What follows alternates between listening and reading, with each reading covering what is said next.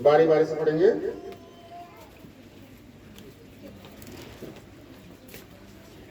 नयोमी के पति एलीमेलेक के कुल में उसका एक बड़ा धनी कुटुंब था जिसका नाम बोआज था।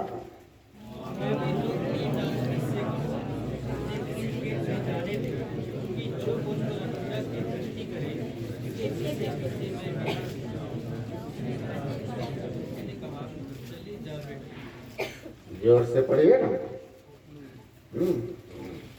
ऊंची आवाज में पढ़िए।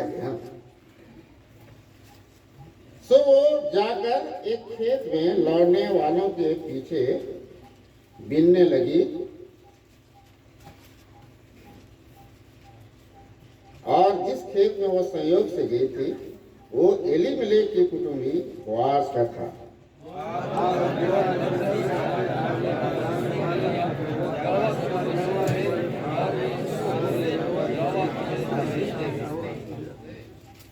तब बोआज ने अपने उस सेवक से जो लौटने वालों के ऊपर ठहराया था पूछा, वो किसकी कन्या है?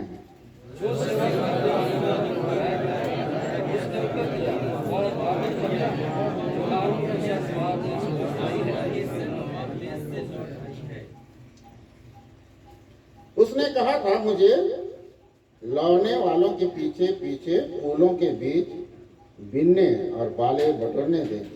तो आई और भोर से अब तक यही है, केवल थोड़ी देर तक घर में रही थी।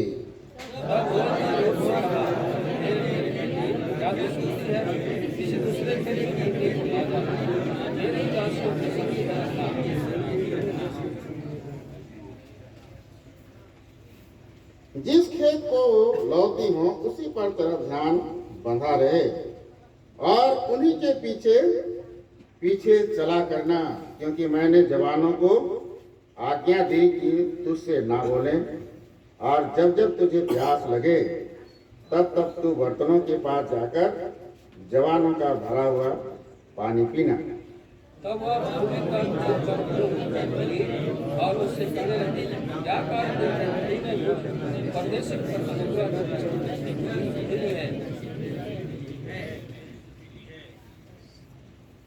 बोआज ने उत्तर दिया, जो कुछ तूने पति मरने के पीछे अपनी सास से किया है और तू किस रीति अपने माता पिता और जन्मभूमि को छोड़कर ऐसे लोगों में आई है जिनको पहले तू ना जानती थी, ये सब मुझे विस्तार के साथ बताया गया है।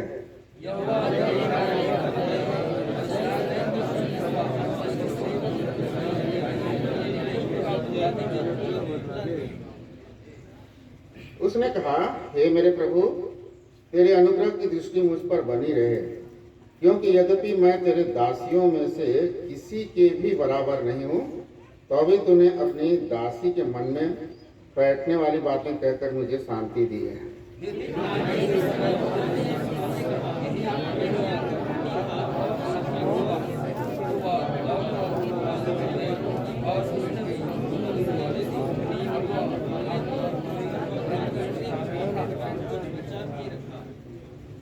जब वो बीनने को उठी तब बोआज ने अपने जवानों को आज्ञा दी कि उसको फूलों के बीच बीच में भी बीनने दो और दोष मत लगाओ।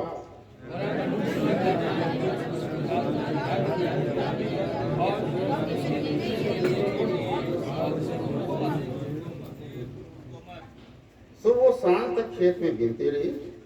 तब जो कुछ बीन चुकी उसे फटका और वो कोई एपा भर जौ निकला।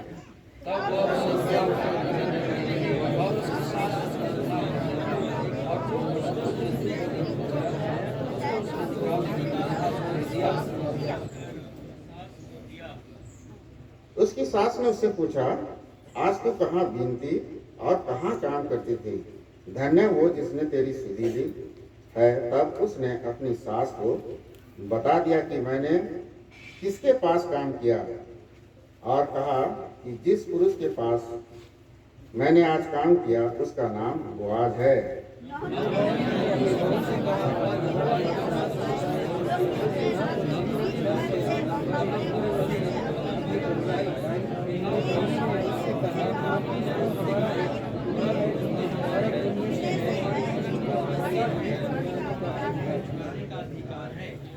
कि रूत मोआबिन बोली, उसने मुझसे ये भी कहा कि जब तक मेरे सेवक मेरी सारी कटनी पूरी ना कर चुके तब तक उन्हीं के संग संग लगी रह।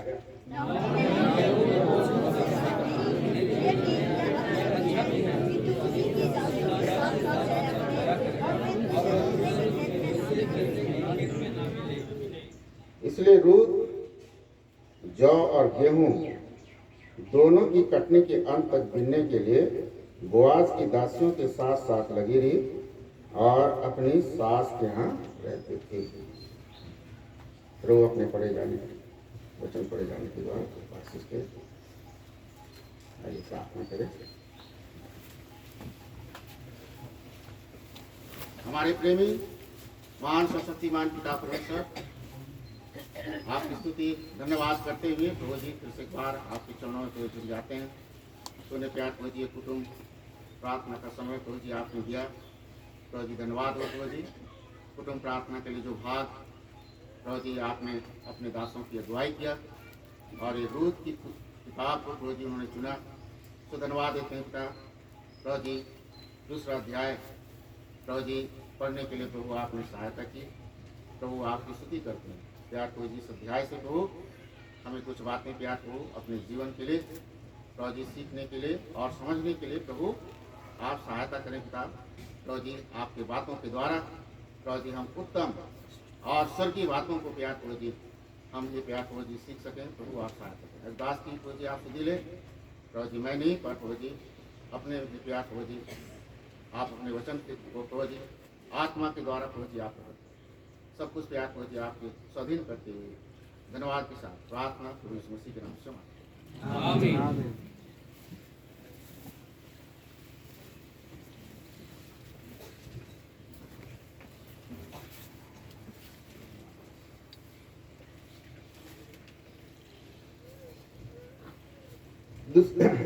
सबसे पहली तो हम ये बात देखते हैं कि रूत के नाम से ये पुस्तक भी जो है लिखी गई। एक परिवार की कहानी है इसमें, और इस परिवार में आप देख सकते हैं एलीमेलेक है, नओमी है, महलोन और किलियोन भी है, और बोआज भी इस किताब में हम देखते हैं। पर देखिए इस किताब का नाम उन्होंने रूत के नाम में इस किताब को लिखा। कल के अध्याय में हमने देखा कि किस तरह से रूत ने परमेश्वर पर विश्वास की और उसने विश्वास के द्वारा परमेश्वर के घर में बैतलहम में कैसे वो यहूदा के देश में अपने सास नओमी के साथ लौट कर आई। वो कहानी हम लोग कल पहले अध्याय में हमने देखा था, और ये जो है उस समय की घटना है। रूत की किताब एक्चुअली न्यायियों के किताब के आरंभ के समय की वो घटना हम देखते हैं। अगर यीशु मसीह की वंशावली में जो उसका नाम आया है और उसको देखने से हमें ये पता चलता है कि यहोशू के बाद कनान देश में प्रवेश करने के बाद उस समय की ये एक परिवार की घटना है, जो मधुर सुसमाचार उसका एक अध्याय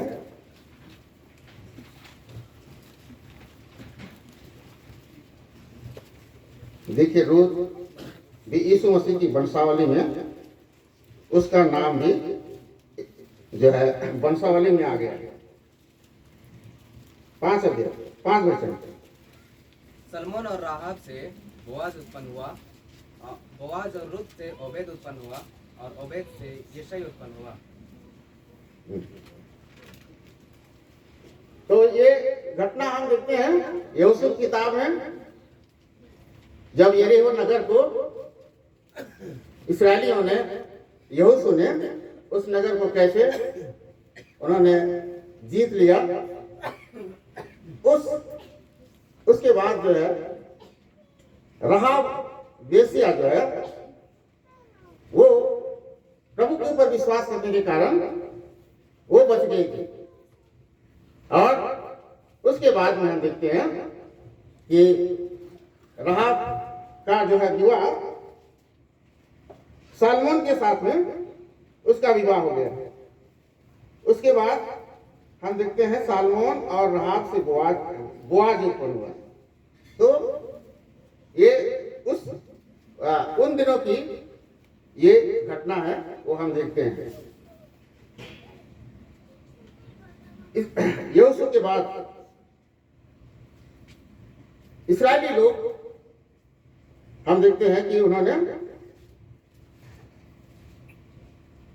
यहोवा की दृष्टि में उन्होंने बुराई और दुष्टता किया, और इसलिए परमेश्वर ने उनको जो है दंड दिया। उनको परमेश्वर ने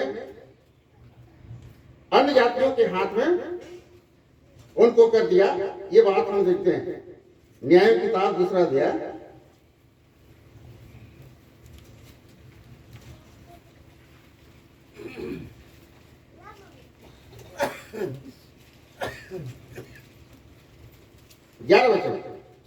इसलिए इस्राएली वाक करने लगे जो यहोवा की दृष्टि में बुरा है, और बाल नामक देवताओं की उपासना करने लगे। तो ये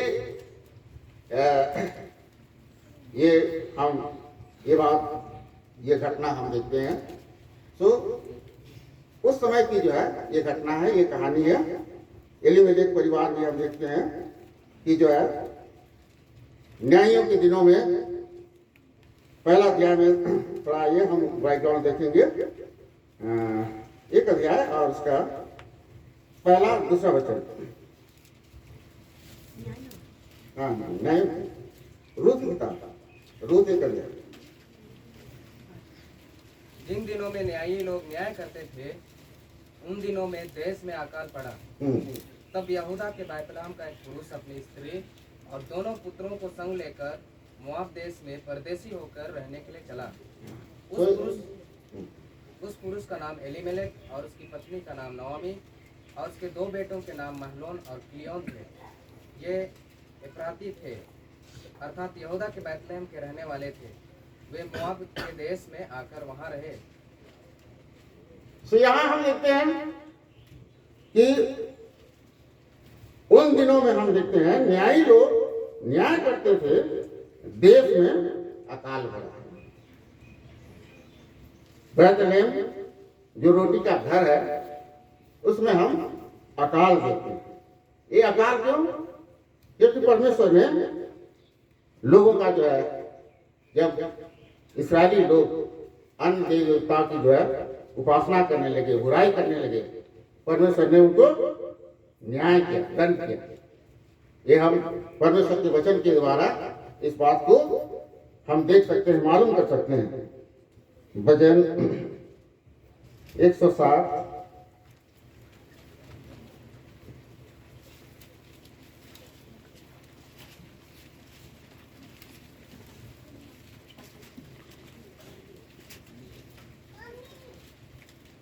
33 और 34। वह नदियों को जंगल बना डालता है और जल के स्रोतों को सूखी भूमि कर देता है। वह फलवंत भूमि को नोनी करता है। यह वहाँ के रहने वालों की दुष्टता के कारण होता है। वहाँ के रहने वाले लोगों की दुष्टता के कारण। तो इस्राएली लोग हम देखते हैं बैतलहम में जो रोटी का घर होना चाहिए, भरपूरी सब कुछ, लेकिन वहां पर हम देखते हैं अकाल। ऐसे समय में एलीमेलेक वो अकाल के समय उसने देखा कि ये अकाल तो लंबे समय तक रहेगा, और वो विश्वास नहीं कर सका, उसमें खड़ा नहीं रहा, और वो मोआब के देश वहां वो चले जाते हैं। वहां जाने के बाद में आप देखते हैं घटना आप जानते हैं, मोआब देश में जाने के द्वारा उन्होंने थोड़े ही दिन में हम देखते हैं एलीमेलेक की मृत्यु हो गई। उसके बाद उसके बेटे मैलोन और किलियोन, पहली बात तो है कि जो है अकाल के समय में वहीं अब बैतलेहम में ही रहना चाहिए, लेकिन उन्होंने अविश्वास के कारण विश्वास नहीं किया, और अपना, जबकि वो धनी व्यक्ति था, भरा पूरा था, सब कुछ जो है लेकर के वो लोग मोआब के देश में चले गए।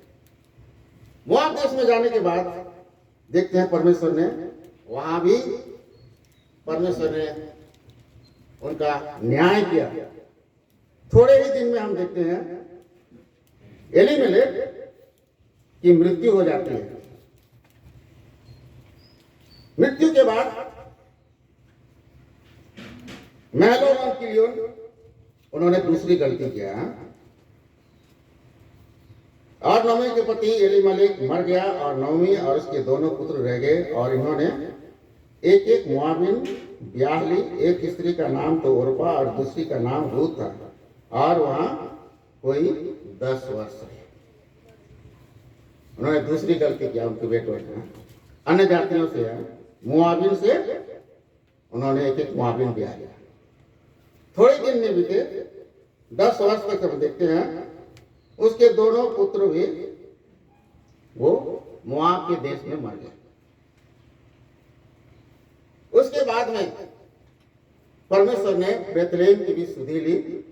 इस बात को हम देखते हैं 6 वचन में, तब वो मोआब के देश में सुनकर कि यहोवा ने अपनी प्रजा के लोगों की सुधि ली है, भोजन वस्तु दी है, उस देश में अपने दोनों बहुओं समेत लौट चली, मोआब के देश से निकली, और दोनों बहुओं भी उसके साथ में हम देखते हैं मोआब देश से निकलकर यहूदा के देश बैतलेहम में लौट आने के लिए निकल चली गई। और जब निकल करके आते हैं तो नौमी जो है उनके बहुओं से कहते हैं कि तुम मेरे साथ क्यों कर तुम चलोगे, तुम लौट जाओ, अपने मायके लौट जाओ, जैसे तुमने उनसे जो मर गए थे और मुझसे प्रीति की है, वैसे ही यहोवा तुम पर कृपा करे, और यह ऐसा करे कि तुम फिर पति करके उनके घरों में विश्राम पाओ। तब उसने उनको चूमा, और वे चिल्ला चिल्ला कर रोने लगे। और ओरपा ने हम देखते हैं उसको तो यही मौका मिल गया, और देखिए उसने कि सचमुच में भविष्य में जो है हमारे लिए कुछ भी नहीं है, मेरी सांस जो है वो तो छूछी और खाली है, क्यों जाऊंगा, वो लौट गई। लेकिन रूत हम देखते हैं उसने इस परिवार में जुड़ने के बाद उसने परमेश्वर के काम को, उसके कार्य को उस परिवार में उसने देखा, और इसलिए उसने परमेश्वर पर विश्वास करके, विश्वास से हम देखते हैं मोआब के देश से उसने निकली, और प्रभु के घर में बैतलेहम में यहूदा के प्रांत में आती है। ये नहीं तो मोआबियों को तो प्रभु के घर में आने के लिए और प्रभु के लोगों के बीच में उनके लिए जो है कोई जो है अनुमति ही नहीं था।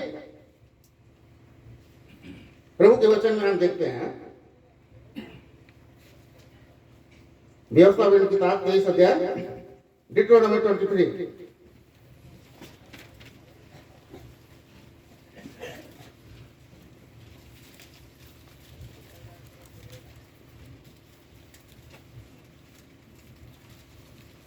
पांच वचन।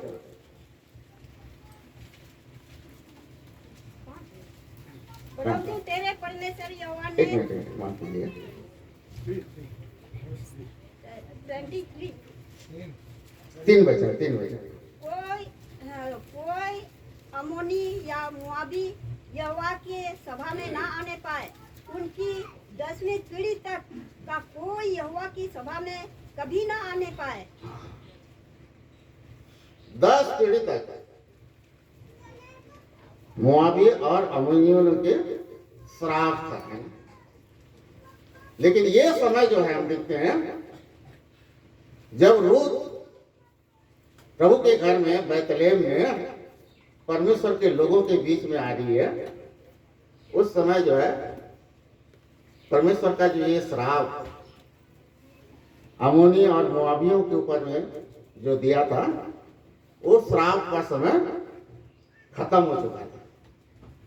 इसलिए उसने इस समय को देख करके परमेश्वर ने उसके लिए ये द्वार प्रभु ने खोल दिया।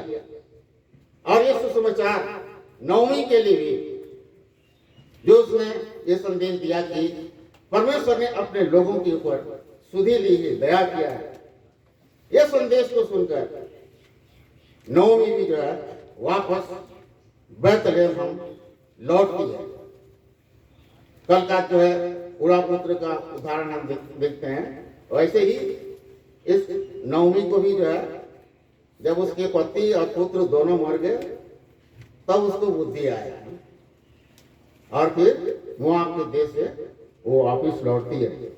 तो उस समय हम देखते हैं रूत भी उसने नवमी को देखकर उसने विश्वास नहीं किया, परमेश्वर के ऊपर विश्वास करके परमेश्वर के पास में आई। जो भी की वो बातें रूत एक अध्याय में हम देखते हैं जब नवमी कहती है कि तुम लौट जाओ मेरे पीछे, तुम क्यों चलोगी?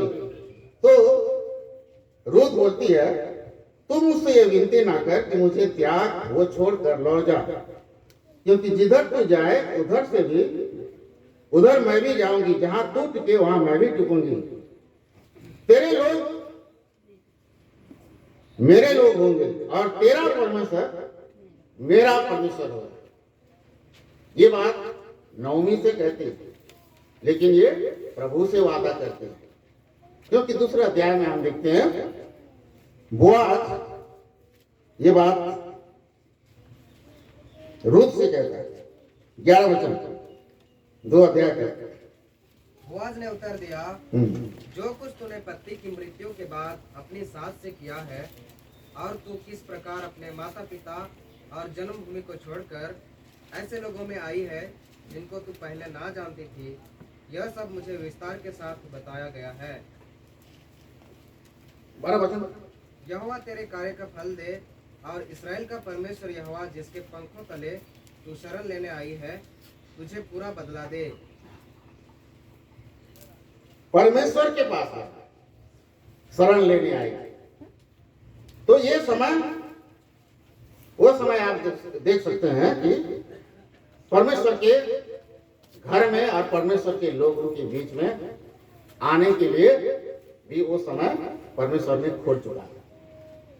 तो केवल हम देखते हैं एक ही अकेली रूत मोआब के देश से निकलकर परमेश्वर के घर और बैतलेहम में जो प्रभु के लोग उसकी मंडली है वहां हम जो है वो निकल कर आई, वो ये बात देखते हैं।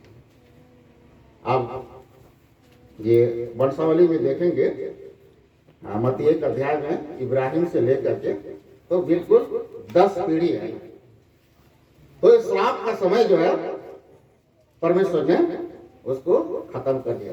ये 10वीं पीढ़ी में हम देखते हैं रूत परमेश्वर के घर में आती। भवन में आने के बाद में हम देखते हैं बैतलेहम में आने के बाद में उसका जीवन जो बैतलेहम में उन्होंने जिंदगी बिताया और जो अपना जीवन आरंभ किया, वो घटना या वो जीवन हम रूत की किताब 2 अध्याय में देखते हैं। 2 अध्याय का पहला वचन, नोमी के पति एलीमेलेक के कुल में उसका एक बड़ा धनी कुटुंबी था जिसका नाम बोआज था। और मुआविन रूत ने नओमी से कहा, मुझे किसी खेत में जाने दे कि जो मुझ पर अनुग्रह की दृष्टि करे, उसके पीछे पीछे मैं सिला बीते जाऊं। उसने कहा, चली जा। सबसे पहले हम देखते हैं यहाँ पर रूत जो है प्रार्थना करके हम देखते हैं बाहर निकलती है। मोआब देश से लौट कर आए थे, इनके पास तो कुछ भी कुछ भी नहीं था। नौमी उसकी सास भी हम देखते हैं खाली है, छुची है, उनके पास कुछ भी नहीं है। जो भी जमीन घर था वो भी जो है गिरवी रख करके उन्होंने मोआब के देश में चले गए थे एलीमेलेक। इनके पास कुछ भी नहीं है। ऐसे समय जो है वो लोग बता सकते थे, है ना, कि देखिए हमारे पास तो कुछ भी नहीं। लोग उनको दे सकते थे, क्योंकि बैतलहम के लोग जब नओमी और रूत वापस लौट के आ गए तो कितना जो है खुशी और आनंद हुआ। एक अध्याय में आप देख सकते हैं 19 वचन। अतः वे दोनों चल निकली और बैतलहम पहुंची। उनके बैतलहम में पहुंचने पर सारे नगर में उनके कारण हलचल मच गई और स्त्रियां कहने लगी, क्या यह नओमी है? पूरा नगर में धूम मच गई है कि नओमी लौट आई है। इसका मतलब नगर के लोग भी उससे प्रेम करते थे। कितना खुशी और आनंद हुआ लौट के आ गया। तो उनको अगर मांगने से किसी से जरूर उनको देते भोजन के लिए, खाने के लिए, लेकिन उन्होंने किसी को नहीं बताया। यहाँ पर रूत हम देखते हैं सबसे पहले जो है वो काम करने के लिए बाहर निकलती है। वो भी हम देखते हैं यहाँ पर सास से पहले पूछती है, प्रार्थना करती है। नहीं तो इस घर में आ गई है, अब तो मैं इस परिवार में जुड़ गई है, तो इस परिवार का मैं मालिक बन सकती हूँ, है ना। बिना पूछे जो है वो बाहर जा सकती थी, लेकिन ऐसा नहीं। रूत हम देखते हैं कैसे वो अपनी सास से पूछती है, बाहर जाने से पहले, या हम ये कहेंगे प्रार्थना करती है। प्रभु से जो है प्रार्थना करके जो है बाहर निकलती है। और मोआबिन रूत ने नओमी से कहा, मुझे किसी खेत में जाने दे कि जो मुझ पर अनुग्रह की दृष्टि करे, उसके पीछे मैं सिला बीनती जाऊं। उसने कहा, चली जा बेटी। प्रार्थना करके जो है बाहर निकलती है, क्योंकि उस नगर में हम देखते हैं जो है वो एक परदेसी के समान अनजान स्त्री थी, है, जवान स्त्री है। कोई भी जो है किसी भी व्यक्ति जो है उसके ऊपर में आंख लगा सकता है, और इसलिए वो प्रार्थना करके वो निकलती है। और देखिए ऐसा काम जो छोटे काम जो है करने के लिए चुनती है। और भी बड़ा काम है ना, दूसरा काम भी कर सकते हैं, लेकिन देखिए ये सिला बुनने का काम है ना। जो खेती हम देखते हैं, धान काटते हैं, जौ काटते हैं, गेहूं काटते हैं। जौ और गेहूं कटने का समय था, आरंभ के समय में हम देखते हैं उस समय वो मोआब के देश से लौट आए थे। और देखिए ये काम करने के लिए ना, जो खेत में देखिए कटनी काटते हैं तो बहुत ही हम देखते हैं छोटा जो है बहुत ही थोड़ा जो है गिरता है। वो भी जो है खेत काटने वाले हम देखते हैं अधिकतर, हम लोग भी जब हमारे घर में जब धान काटते थे तो अब काटने के बाद में जो है खुद ही हम लोग जो है उसको बीनते थे, दूसरे को जो है बीनने नहीं देते थे। लेकिन यहाँ पर हम देखते हैं इस बोआज के खेत में भी कितनी जो है अच्छी बात है कि जो काटने वाले मजदूर वो लोग सिला बीनने का काम नहीं कर रहे हैं, लेकिन रूत जो है इस काम को करने के लिए जो है वो चुनती है। और देखिए प्रार्थना करके गई तो संयोग से हम देखते हैं वो एलीमेलेक के खेत में पहुंचती। बेथलेहम नगर में जो है बहुत सारे लोग थे, बहुत लोग के खेत थे, सबके जो है कटने का समय थे, काट रहे हैं, लेकिन प्रार्थना करके जो है जब निकलती है, प्रभु देखिए सही जगह में प्रभु अगुवाई करता है। इसीलिए जो है हमें जो है हर रोज इसीलिए जो है प्रार्थना करने के लिए और प्रभु की आराधना करने के लिए सबसे पहले जो है सुबह हम उठ करके प्रार्थना करना चाहिए, प्रभु को धन्यवाद देना चाहिए और वचन पढ़ना चाहिए। उसके बाद जो है हम बाहर निकलना चाहिए। किसी काम को करने के पहले भी हमें प्रार्थना करना चाहिए, तब प्रभु अगुवाई करेगा। ये प्रभु का वचन ऐसे ही नहीं लिखा है। नीति वचन की किताब 3 अध्याय 4 और 5।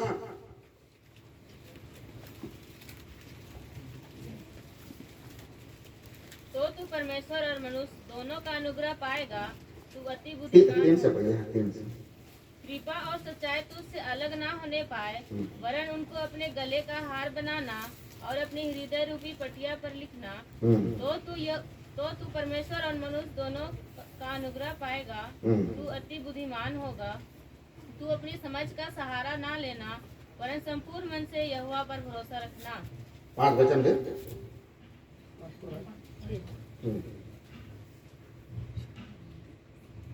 तो ये 6 बात। हाँ। उसी को स्मरण करके सब काम करना, तब वह तेरे लिए सीधा मार्ग निकालेगा। तो देखिए रोज प्रार्थना करके निकलता और सास से पूछती है ना, सास से पूछने की क्या जरूरत थी? नहीं तो है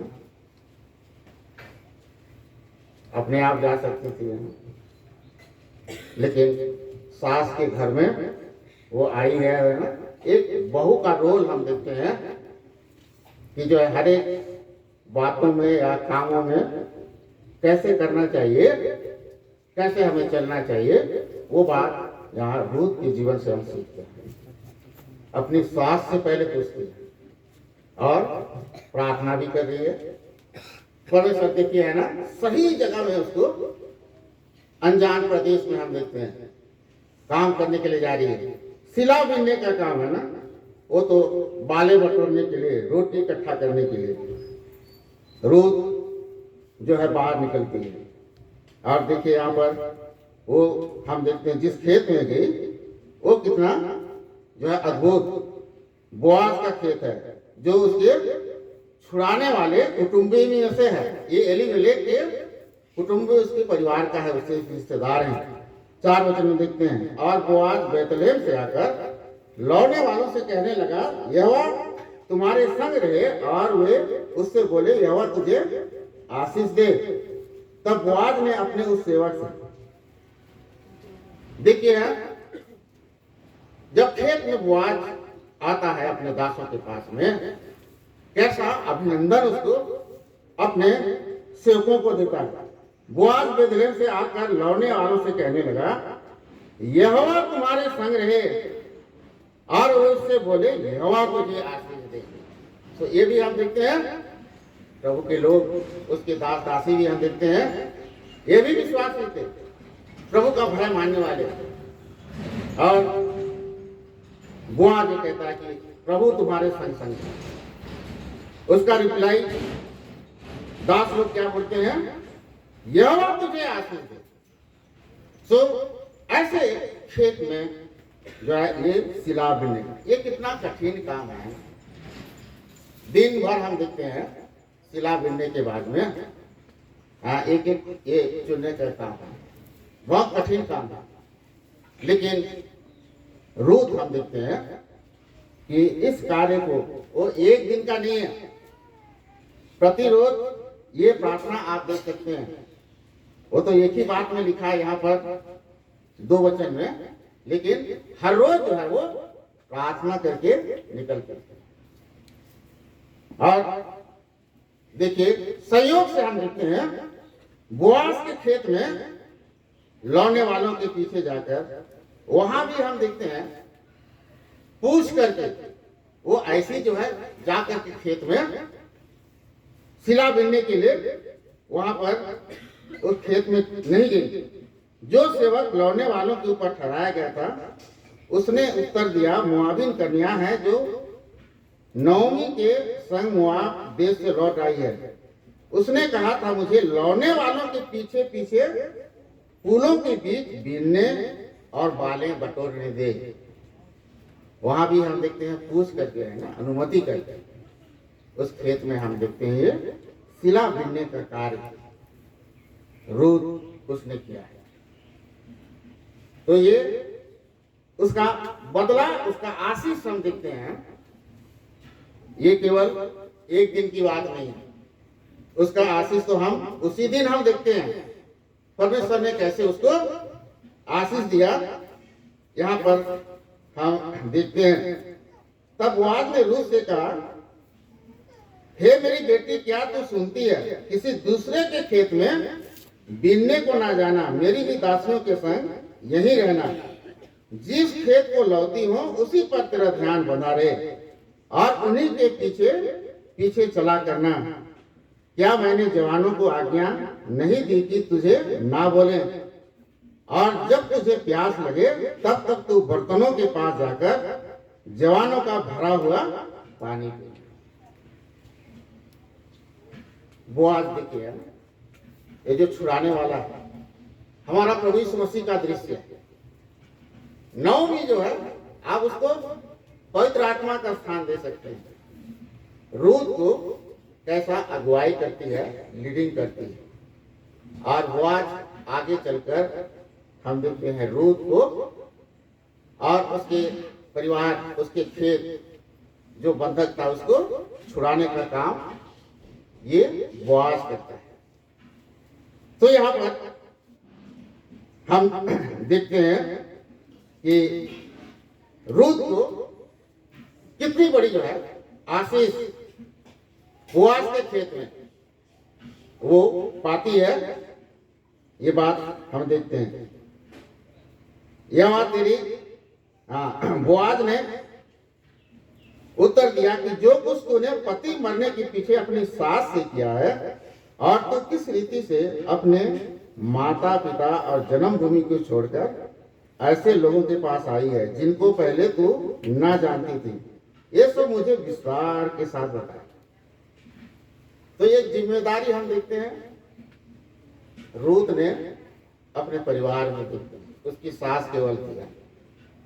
अपनी सास की जिम्मेदारी जो है उसके जीने का जो है वो रूत ने उठाई। हम इस घटना में हम देखते हैं, नहीं तो रूत को क्या जरूरत है ना, सास के पास आई है, सास के घर में रहती है, उसकी सास ने उसको पालन पोषण करना चाहिए हम। लेकिन यहाँ पर रूत हम देखते हैं जो जिम्मेदारी, जो काम था उसको रूत ने यहाँ पर उठाया है। और देखिए उसका है ना बदला, आशीष वो प्रभु के पास, सास के पास नहीं लेकिन प्रभु के पास नहीं। यहोवा तेरी करनी का फल दे और इस्राएल का परमेश्वर यहोवा जिसके पंखों तले तू शरण लेने आई है तुझे पूरा बदला दे। उसने कहा, हे मेरे प्रभु, तेरे अनुग्रह की दृष्टि मुझ पर बनी रहे, क्योंकि यद्यपि मैं तेरी दासियों में से किसी के बराबर नहीं हूँ, तो भी तूने अपने दासी के मन में बैठने वाली बातें कहकर मुझे शांति दी। वो आज देखिए है ना अपने वचन के द्वारा जो है रूत के जो है शांति और विश्राम रूत ने अपने जीवन में अनुभव किया है। कितनी अद्भुत बात है। और फिर खाने के समय बोआज ने उससे कहा, यही आकर रोटी खा और अपना कौर और सिरके में बोल। तो वो लौने वालों के पास बैठ गई और उसने उसको भुनी हुई बालें दी और वो खाकर तृप्त हुई, बर कुछ बचाव ही रखा है। उसको खाने के लिए दिया था, पूरा खा सकती थी है? लेकिन उसने खाई और उसमें अपनी सास के लिए भी बचा दिया और उसको लेकर आती है। देख सकते हैं इधर आप 18 वचन 18। तब वह उसे उठाकर नगर में गई और उसकी सास ने उसका बिना हुआ देखा और जो कुछ उसने तृप्त होकर बचाया था उसको उसने निकालकर अपनी सास को दिया। हाँ, अपनी सास को दी। और लौटने के बाद आप देख सकते हैं कि जो काम किया था दिन भर जो है कहाँ रही, किसके यहाँ काम की थी, वो सारा रिपोर्ट भी हम देखते हैं अपने सास को देती है। और सही रिपोर्ट, सही बात, सच्ची बात बताती है। किसके पास गई है ना, कहाँ गई, कहाँ कार्य किया और क्या तो नहीं किया, वो सब बातें हम देखते हैं अपनी सास को बताती है। 19 वचन में उसकी सास ने उससे पूछा, आज तू कहाँ बिनती और कहाँ काम करती थी? धन्य वो हो जिसने तेरी सुधि ली है। तब उसने अपनी सास को बता दिया कि मैंने किसके पास काम किया और कहा, जिस पुरुष के पास मैंने आज काम किया उसका नाम बोआज है। हाँ, बताइए है ना कि मैंने बोआज के खेत में मैंने काम किया। नौमी ये सुन करके कितना खुश और आनंदित होती और प्रभु को स्मरण करती है। 20 वचन में नौमी ने अपने बहू से कहा, वो यहोवा की ओर से आशीष पाए, क्योंकि उसने ना तो जीवित पर से और ना मरे हुए पर से अपनी करुणा हटाई है। फिर नौमी ने उससे कहा, वो पुरुष तो हमारा एक कुटुंबी है, वरन उनमें से है जिनको हमारी भूमि छुड़ाने का भी अधिकार है। तो देखिए प्रभु है ना किस परिवार से है। बैतलहम में आने के बाद एक छुड़ाने वाला, और इसको हम बोआज का जो है प्रभु यीशु मसीह का हम जो स्थान दे सकते हैं ना, छुड़ाने वाला, उद्धार करता है, उसके पास है, उसके खेत में जो है उसे काम किया। जो कार्य है ना वो एक दिन तक नहीं, ये काम ऐसा लगता है महीने भर का है। और बोआज जो बात कहता है ना, वो किसी के खेत में, आज इस खेत में सिला बिनी, दूसरे दिन जो है दूसरे खेत में भी आ सकती थी। लेकिन देखिए उस नगर में है, और प्रतिदिन के जीवन में हम देखते हैं जितना दिन भी उसने काम किया है, मेहनत किया है, सिला बिनने का काम, वो बोआज के खेत में ही दी। देखिए यहाँ पर बोआज ने ये बात बोला था। 9 वचन, जिस खेत को वे लौती हो उसी पर तेरा ध्यान बंधा रहे और उन्हीं के पीछे पीछे चला करना। क्या मैंने जवानों को आज्ञा नहीं दी कि वे तुझे तंग ना करें? और जब जब तुझे प्यास लगे तब तब तू बर्तनों के पास जाकर पानी पीना, जिसे जवान लोग भरते हैं। हाँ, या जो बात यहाँ पर छूट गया है वो आप 21 वचन में देखिए 21। तब रूत मोआबिन बोली, उसने मुझसे यह भी कहा, जब तक मेरे सेवक मेरी सारी कटनी पूरी ना कर चुके तब तक उन्हीं के संग संग लगी रहा। हाँ, जब तक कटनी का समय है, कटनी के जब तक पूरी ना हो, मेरे ही दासों के संग उनके पीछे पीछे चलना और खेत में जो है काम करना, सिला बिनने का काम। अरे उसको भी कटनी में लगा सकते थे, है ना? क्या नहीं लगा सकते?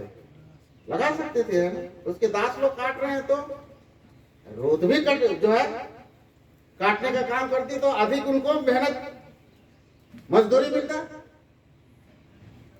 लेकिन वो आज हम देखते हैं उसने बोला कि ये काम जो तू कर रही है कटनी के समय तक है, तो पूरे आप जो है कटनी के अंत तक हम देखते हैं 23 वचन में देखते हैं कि ये महीने भर का जो है आशीष तो उसी दिन जो है बोआज ने दे दिया, लेकिन ये काम जो है जो पवित्र सभा का जो थीम वचन हम जो प्रभु ने दिया है, नहमीया 4 का 6 वचन पढ़ दिए कोई।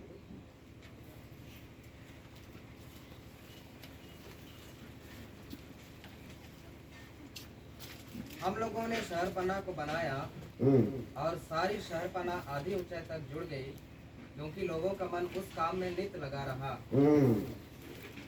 तो ये सिला बीनने का काम है, कितना कठिन काम है। लेकिन रूत हम देखते हैं यहाँ पर ऐसा लगता है महीने दिन का टाइम है। जौ के कटनी के आरंभ के समय में उन लोग आए थे। 1 अध्याय का 22 वचन, 1 अध्याय का 22 वचन। नवमी ने अपनी बहू रूत से कहा, मेरी बेटी, यह अच्छा भी है कि तू उसी की दासियों के साथ साथ जाया करे और वे तुझसे दूसरे के खेत में ना मिले। हाँ, कौन सा पढ़ा? 1 का लास्ट, 1 अध्याय का आखिरी। इस प्रकार नवमी अपनी मुआबिन बहू की रूत के साथ लौटी, जो मुआब देश से आई थी। वे जौ कटने के समय के आरंभ में बैतलहम पहुंची। ये आरंभ के समय में है। ये सिला बीनने का काम हम देखते हैं कि वो कटनी के अंत तक बोआज के खेत में, यहाँ पर हम देखते हैं संगति को हम देखते हैं। ये परमेश्वर के, ये भी जो है बोआज और उसके दास दासी, वो भी प्रभु के लोग हैं। उन्हीं के साथ संगति किया, उन्हीं के पीछे जो है वो काम भी उनके साथ में कर किया। तो उसका मन हम देखते हैं उस काम में लगा रहा, और इसलिए परमेश्वर ने उसको आशीष दिया, प्रभु उसको बढ़ाया। ये बात जैसे व्यवस्था विवरण 28 अध्याय, जो वचन परमेश्वर ने दिया था उस बात को हम देखते हैं।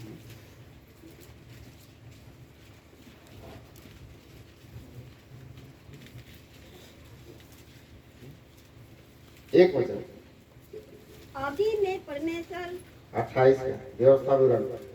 यदि तू अपने परमेश्वर यहोवा की सब आज्ञाएं जो मैं आज तुझे सुनाता हूँ चौकसी से पूरा करने को चित्त लगाकर उसकी सुने, तो वह तुझे पृथ्वी के सब जातियों में श्रेष्ठ करेगा।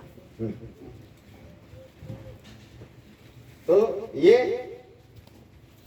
वचन, ये बात हम रूत के जीवन में भी देखते हैं।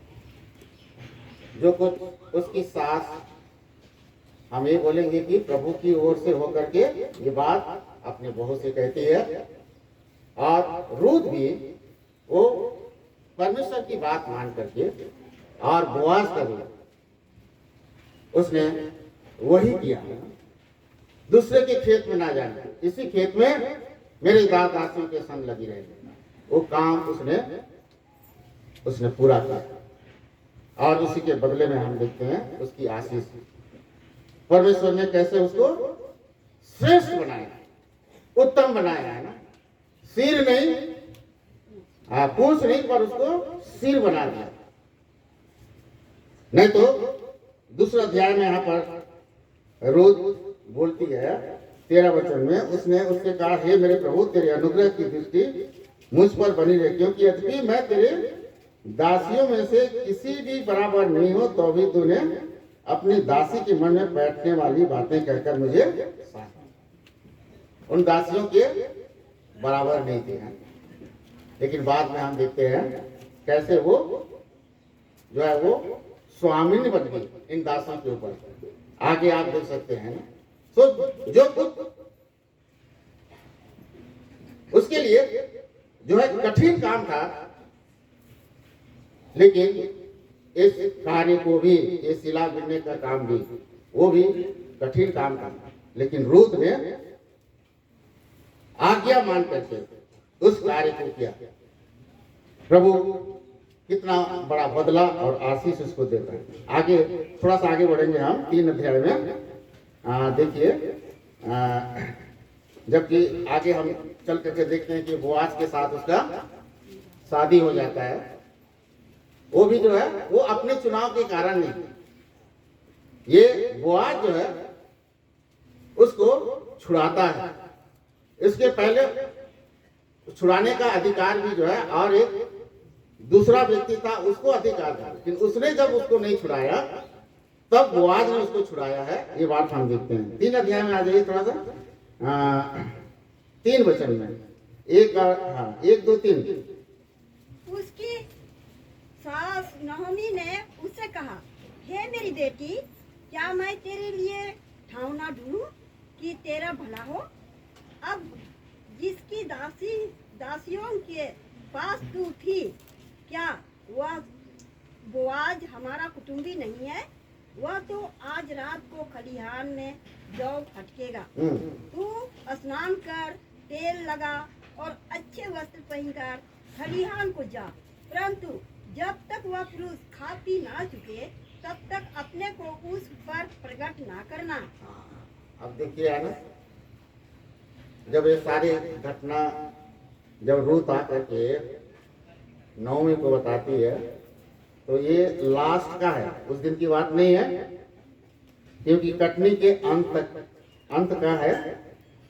उस समय जो है जब खलियान में इकट्ठा करके जब उसको जौ और गेहूं निकालते हैं, उस समय की घटना है ना। कहती है कि जो है रात के समय जो है वो आज खलियान में है और रात्रि के समय में एक जवान स्त्री को अनजान जगह में बाहर निकलना और उसके जो है खलियान में जाना कितना कठिन बात है ना। कोई जाएगा, लेकिन देखिए रूत अपनी सास की बात मान करके वो खलियान में जाती है और जैसा वो जो उसकी सास ने बोली थी उतना ही करती है, उतना ही काम, उससे ज्यादा नहीं। और ये मत सोचिए कि जो है रूत जो है बोआज से जो है वो प्रेम करती है और प्रेम के कारण जो है ये विवाह जो है बोआज के साथ में हुआ, ऐसी बात नहीं है।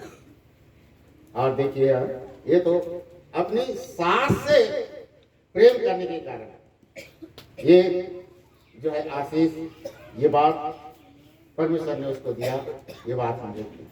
आगे चलकर आप देखेंगे कि वो बोआज के साथ उसका शादी हो जाता है और फिर परमेश्वर ने उसको आशीष दिया और एक बेटा भी उत्पन्न किया। 4 अध्याय में हम देखते हैं रूत का, उसका जो अपने सास से प्रेम करती है उसका प्रेम का वर्णन भी हम 4 अध्याय में देखते हैं। 15 वचन, 4 का 15।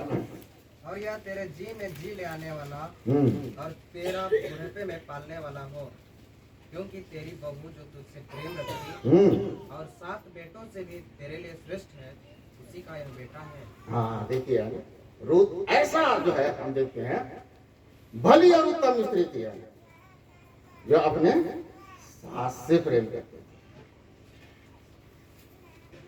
ऐसे जो है आज के दिन में भी जो है ऐसी बहुओं की जरूरत है ना, जो अपने सास से प्रेम करे और इसी प्रेम का इसी काम और करने का फल हम देखते हैं परमेश्वर ने उसको जो है उसका आशीष।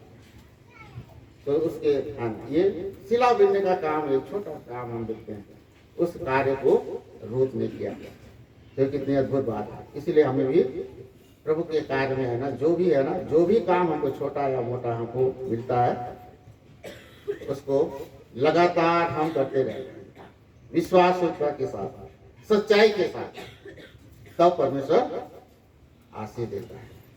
तो ये आशीष हम रूत के दूसरे अध्याय में भी वही आशीष हम रूत के लिए देते। तो प्रभु साथ है, प्रभु आशीष करें इस वचन के द्वारा हमको भी, मैं भी रूत के समान ऐसे चाल चलने के लिए और परमेश्वर के पीछे, परमेश्वर के दासों के साथ संगत किया और उसी में जो है प्रभु के घर में हमें संगति करना चाहिए। परमेश्वर के लोगों के साथ ये बात हम इस अध्याय में रोज के जीवन के द्वारा हम सीखते हैं। तो प्रभु सहायता करे, प्रभु आशीष करे।